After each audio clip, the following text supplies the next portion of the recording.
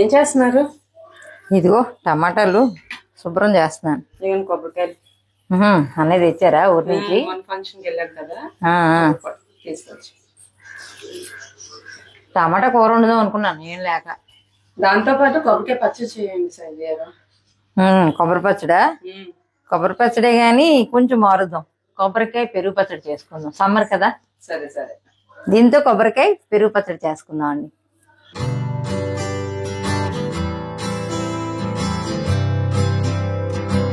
ఈ కొబ్బరికాయ పెరుగు పచ్చడికి ఇలా కొబ్బరి ముక్కలు చిన్న చిన్న ముక్కలుగా కట్ చేసుకున్నానండి. నేను అర ముక్క కొబ్బరికాయ తీసుకున్నాను.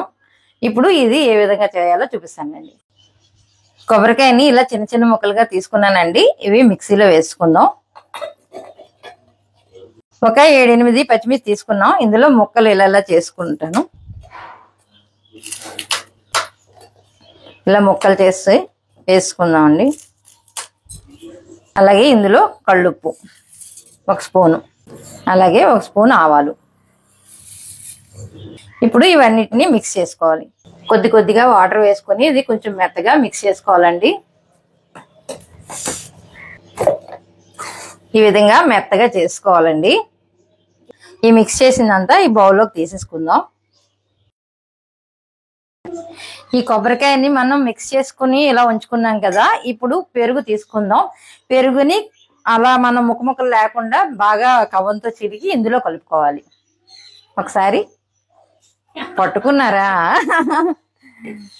మజ్జిగ చేసుకోకూడదండి, మామూలుగా పెరిగే చిక్కగా కలుపుకోవాలి.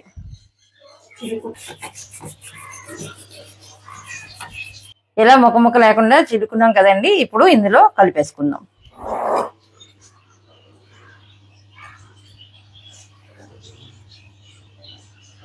ఒకసారి ఇదంతా కలిపేసుకుందాం.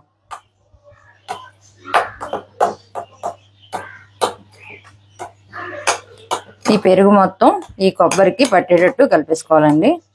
మొత్తం కలిపేసుకున్నాం కదా, ఇప్పుడైతే దీనికి పోపు వేసేసుకుందాం. ఇప్పుడు పొయ్యి ఆన్ చేసి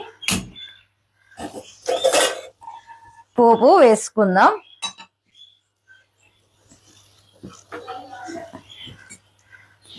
ఆయిల్ వేసుకుందాం. ఆయిల్ వేడెక్కింది కదా, ఆవాలు, మినపప్పు, శనగపప్పు ఒక్కసారి కలుపుకుందాం.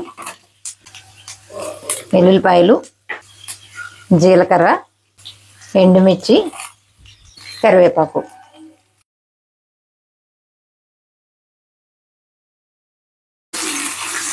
పోపు మాడకుండా వేపుకుందాం. ఎప్పుడూ చెప్తాను కదండి, ఇలాంటి వాటికి పోపు అనేది దాని రుచిని పెంచుతుంది అనమాట. పోపు దగ్గరుండి మాడకుండా వేపేసుకోవాలి.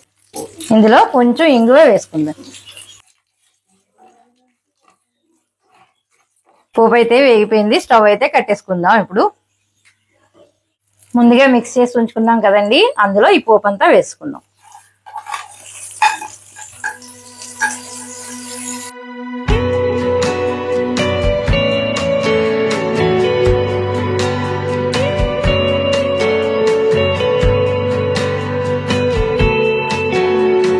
చూసారు కదండి, చాలా ఈజీగా చేసుకునే కొబ్బరికాయ పెరుగు పచ్చడి. చాలా ఈజీగా చేసుకోవచ్చు, అలాగే చాలా టేస్టీగా కూడా ఉంటదండి. రైస్ లోకి వేడివేడి అన్నంలో ఇది వేసుకుని తింటే చాలా చాలా టేస్టీగా ఉంటది.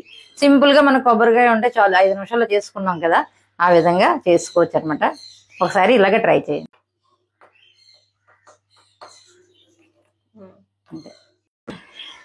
శైలజ గారు, కొబ్బరికాయ పెరుగు పచ్చడి మీరు తెచ్చిన కొబ్బరికాయ టేస్ట్ ఎలాగుందో చెప్పండి.